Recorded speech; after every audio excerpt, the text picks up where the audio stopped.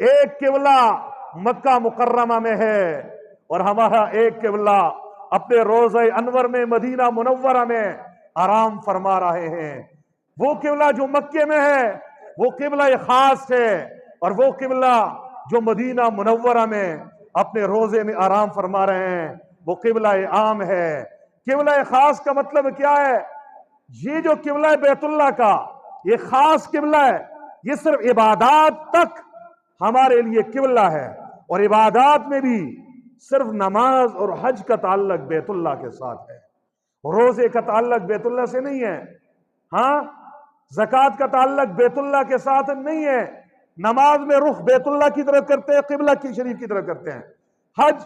وہاں پہ جا کر بیت اللہ کے ارد گرد طواف کرتے ہیں، تو گویا حج اور نماز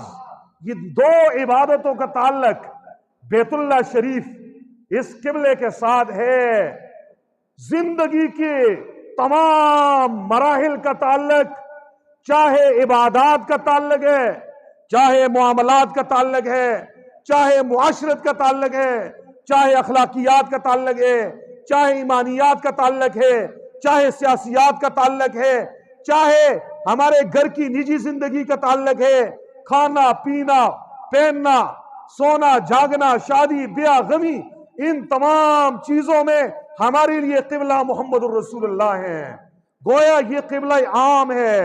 یہ صرف نماز میں حضور کو ہم نے نہیں دیکھنا، صرف حج حضور کے طریقے کے مطابق بجانا ضروری نہیں ہے، بلکہ زندگی کے تمام اعمال،